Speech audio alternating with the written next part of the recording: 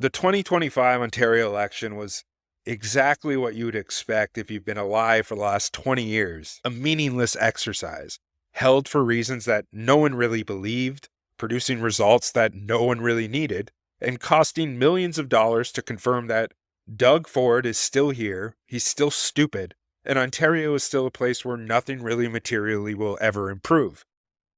It was the kind of election that only exists because the gears of the system have to turn. There was no real urgent reason to call it, no political crisis to resolve, no real appetite from voters to go back to the polls. It was essentially a vibes based snap election. The kind of thing you do when you've got good polling numbers and want to launder the air of inevitability into a fake mandate.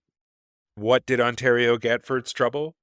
Basically, the exact same government it had before, the same opposition, the same basic useless political dynamic, with the only really notable change being that the Liberals, that undead party of professional middle management types, managed to claw back enough seats to qualify for official party status. That's it. That's the whole story.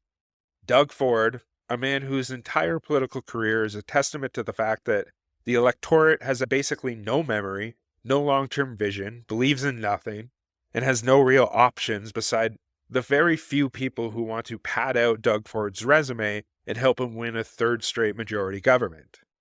That's rare enough in Ontario politics to make him feel like a very big man, and for the Ontario media ecosystem, which treats his aw shucks, folksy, bumbling brand of politics as a charming quirk instead of a malignant combination of opportunism and overt incompetence. It was more than just enough to justify treating the whole election like a minor event. But what did we even actually get out of this?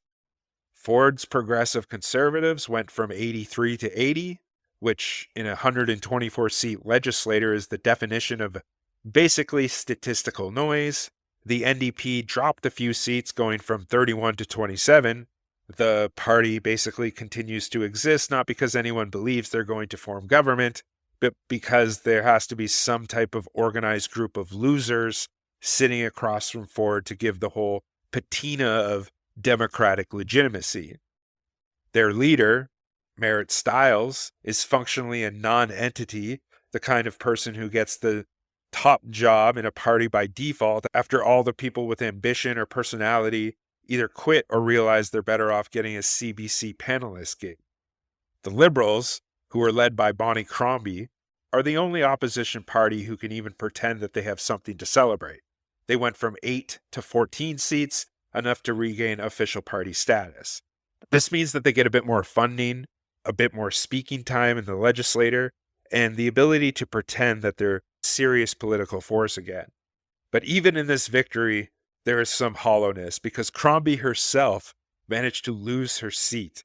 So there's really no clearer metaphor for Ontario's centrist managerial class than the idea that the Liberal Party of Ontario, the party of Wynne and McGuinty and 1,000 interchangeable functionaries who could seamlessly move from Queen's Park to some consultant agency or to a federal Liberal staff job, managed to claw its way back to a measure of official respectability, even as its leader ate shit in her own riding. And then the Greens, bless their heart, managed to win a second seat, which essentially means absolutely nothing.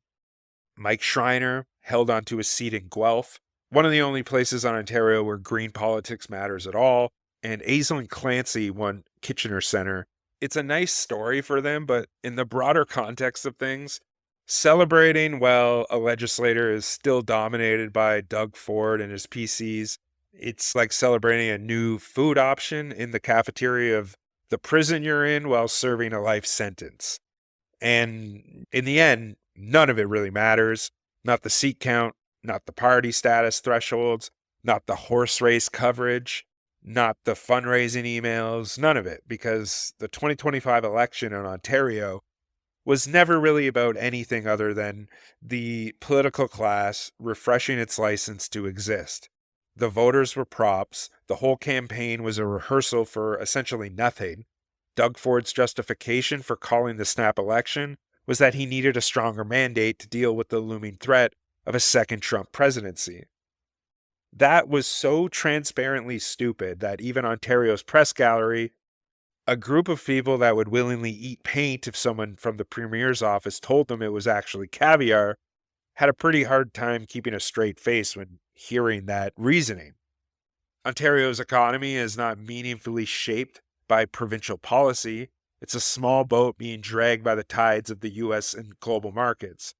This idea that Doug Ford, this guy who can barely get through a sentence without mixing up the subject and the predicate, needed this election to strengthen Ontario's hand in trade negotiations with the US is just basically unbelievable. But that's what the election was, and that's what elections are now. Increasingly elaborate excuses to justify the continued employment of people who already run things, and Ontario voters basically knew this, which is why the turnout in 2022 was the absolute lowest in the province's history at just 44%, and there was really no sign that 2025 is any better at 45.4%. When people say voter apathy, they usually mean it as a moral failing, as the public having failing at some sacred duty to participate in this clown show. But the real story is that people are right not to care, not to participate. They know on some level that no matter who they vote for, the shape of their lives is not materially going to change. And that's what ultimately politics is about. The roads will get a little worse. The hospitals will get a little more crowded. The cost of living will keep rising. And at the end of the day, the province will still be run by a man who looks like a divorced contractor going through a midlife crisis. There's no better alternative in this electoral system. This is a system that is designed to absorb every single real grievance and to spit it out into empty slogans. If Ford wins, if the NDP wins, if the Liberals win, the same people will keep getting rich. The same people will keep getting screwed. And the best that anyone could hope for is a new color on your election sign. So this election was very unnecessary, very expensive, pointless spectacle.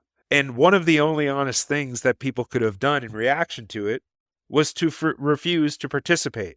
And that's not to say that elections aren't useful, because ultimately that's what, in this system, it's one of the only things that you can do. But if the system is so broken that your vote means nothing, I understand in every context why people refuse to participate.